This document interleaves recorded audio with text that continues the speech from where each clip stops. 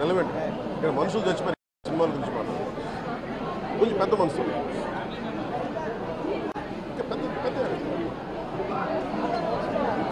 మీరు డిబేట్ మన మనసు మీద చెప్తారు. Debate go beyond cinema. ఈయన చెప్తుంది ఏముంది, కోల్ అరాచకం వాటి మీద మాట్లాడారు, పెద్ద మాట్లాడారు సినిమా మాట మీద. అందుకని తెలియజేసుకుంటూ ఇప్పుడు గాలివీడు మండలంకి వెళ్ళి ఎలా జరిగింది వీటి మీద నేను అక్కడ మాట్లాడుతూ ఉన్నాను. అది కూడా కలెక్టర్ నా దృష్టికి తీసుకొచ్చారు. ఇందాక దారిలో నాగేంద్ర అని ఒక రైతు దాదాపు 3 ఆయన కుటుంబ సభ్యులు బిడ్డలతో సహా భార్యను కూడా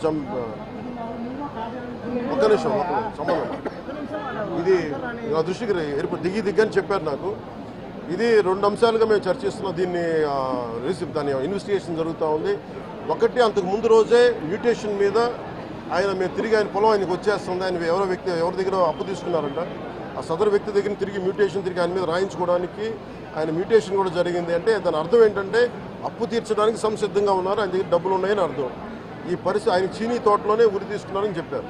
చీనీ తోట కూడా కాపుకి వచ్చింది. అలాగే కొర్రల పంట వేశారు. ఆ కొర్రల పంట కూడా మొన్న హార్వెస్ట్ అయింది, దాన్ని కూడా దిగుబడి వచ్చింది, దాన్ని కూడా అమ్మేశారు. మరి ఇలాంటి పరిస్థితులు ఎందుకు జరిగిందనేది మన కలెక్టర్ ఇందాక చెప్తా ఉన్నా, శ్రీధర్ గారు చెప్తా ఉన్నా.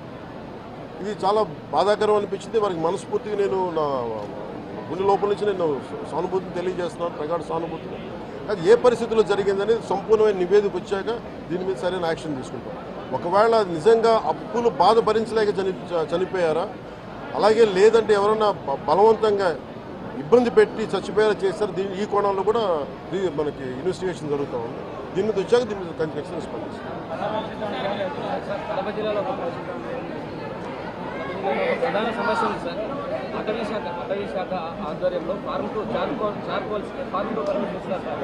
ఎక్కువగా ఇక్కడ రిజర్వ్ కన్వర్షన్ ఎక్కువ సార్, ఫారెస్ట్ రిజర్వ్ కన్వర్షన్ ఎక్కువ. దాంతో ఈ ఫార్మ్ టు పర్మిట్ అనేది అడుగులు నడిపేస్తున్నారు. చాలా బాధాకరమైన అంశం సార్. ఇక్కడ పర్యావరణం చాలా గందరగోళంగా తయారైంది. ఇక్కడ ఏ ప్రాంతం ఉండేది? మొత్తం అంతా ఉంది సార్. మొత్తం ఉమ్మడి కడప జిల్లాలో ఎక్కువ బదివేలు ఉంది, దీమటం ఉంది. నేను అతి కొద్ది రోజుల్లోనే కలెక్టర్ చేసి దీన్ని ఒకసారి రివ్యూ పెట్టండి. ఫారెస్ట్ డిపార్ట్మెంట్తో కూడా ఒకసారి నేను అన్ని ఫేక్ చార్కోల్ దీని మీద మేము ఖచ్చితంగా నేను పెట్టండి. ఆల్టో పర్సనల్ రివ్యూ ఇక్కడికి వచ్చి మేము రివ్యూ చేస్తాం.